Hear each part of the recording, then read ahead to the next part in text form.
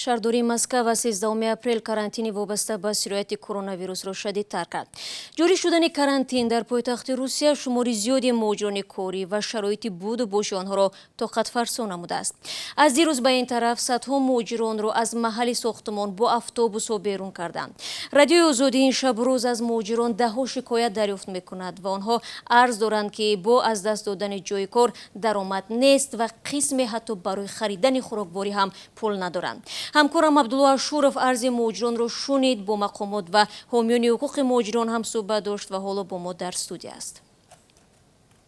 عبدالله سلام و نخست بگو شکایت مهاجران اساساً از چی است؟ سلام شهلا. شکایت مهاجران کاری را در این شب و روز با 3 عباره می شود خلاصه کرد: بیکاری، بیپولی و گاه گرسنگی.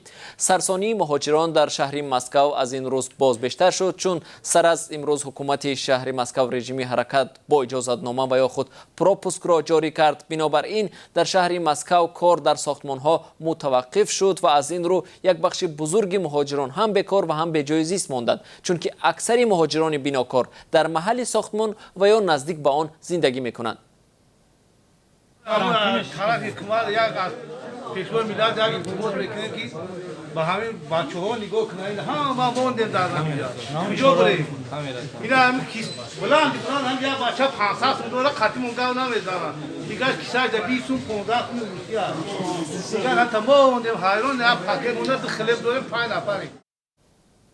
در 2 روز گذشته ده‌ها پیام به این مضمون به عنوان رادیوی آزادی از مهاجران رسید. عبدالله، آیا مقامات تاجیکستان، گروه‌های خیرخواه و یا فعالان جمعیتی به مهاجران یگان کمک رساندند؟ شهلا، مقامات در این شب و روز به مهاجران تنها توصیه می‌دهند که محل زیست خود را ترک نکنند و طلبات مقامات محلی را رعایت نمایند.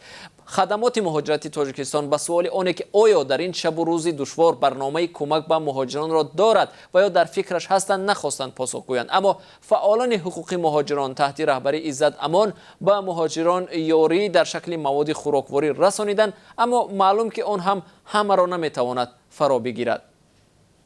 ما یعنی تیم کاری ما حدوداً به 272 خانواده، یعنی حجره به حجره، کوارتیر به کوارتیر، از روی همون لیست یا همون روی خطی که ما از یوتیوب دریافت کردیم کمک رساندیم، فقط خانه به خانه.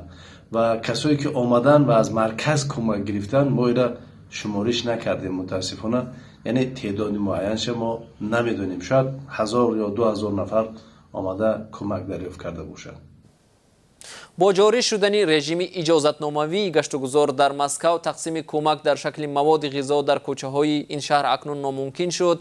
در همین حال برخی از سیاستمداران در روسیه از حکومت این کشور طلب دارند که مقامات تاجیکستان را وادار سازند تا مهاجران خود را باز پس برند. از جمله سرگئی میتروخین، یکی از فعالان حزب یبلوکا، از حکومت روسیه چنین دعوت به عمل آورده است. فهمم. تشکر عبدالله. ضمناً روسیه امروز اعلان کرد که در دوام یک روز 2558 حادثه نوی گرفتاری به ویروس کووید 19 ثبت شده. رقم عمومی بیماران به بیش از 18